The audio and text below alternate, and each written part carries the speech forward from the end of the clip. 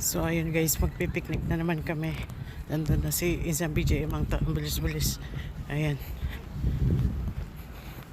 Diwan na ako. Ayan. Puro cherry blossoms yan. Look, ito ang cute nito. White na yan. Ito yan. So ayan, shout out. Nandito ulit ako sa ilalim ng cherry blossoms. Yung mo? Gano'n kaganda. Look. Tapos kumanda na yung weather. Ayan. Walking the air.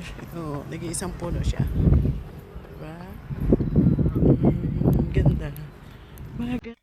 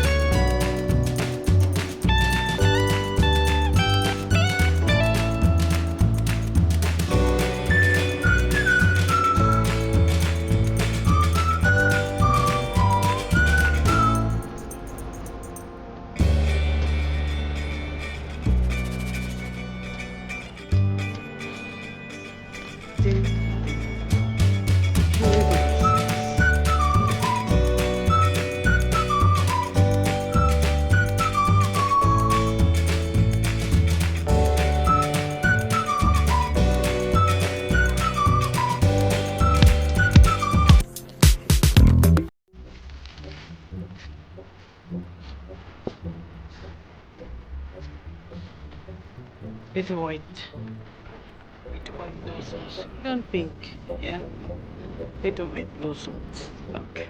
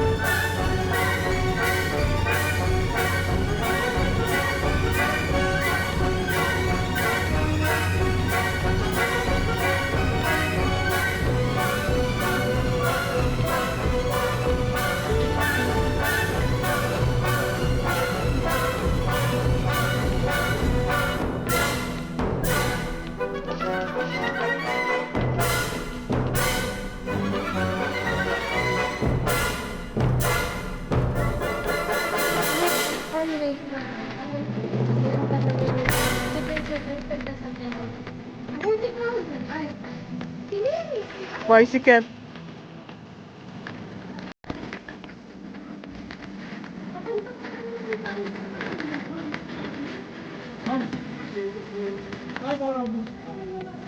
How are you, Rabu? Oo nga. Kaya ko nga sila. Malamang. Hindi. Nag-ano pa sila? Nag-ano pa lang yung fishing. Kaya sila na lang, di ba? Pag may nahuli sila.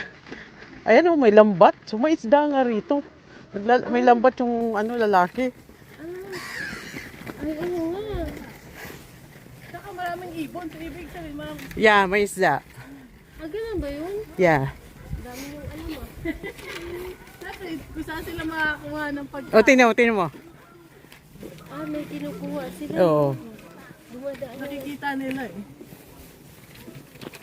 Yung hindi natin nakikita.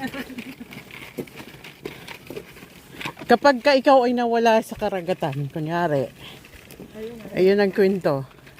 Kunyari, nalumubog yung Ano ng compass, patay tayo. Hindi, nalubog yung barko nyo, nakaligtas ka, kung nakaano ka, salbabida ka. Oh. Kapag nakakita ka ng sigal, ibig sabihin, malapit ka na sa tabi. Ay, gano'n yan. Oo, yun daw. Pang. Pag makakita ka ng buhaya, ano yung ibig sabihin? Parang wala kasing, ayun o, ay buhaya. Wala kasing buhaya sa Kung kuan. malapit sana pala sila Mary, no? Bakante yung master bedroom niya. Alam mo ba yung attic nila? Inakyat namin nung malaki yung attic. Pwede pang double room. Oh? Kung, Ba't natabi ka mo? kung meron lang na, ano, may sinubos. Kailangan kung Hindi nila, ayaw mo lang ano? may kunti lang ang mga, ano doon, pero mga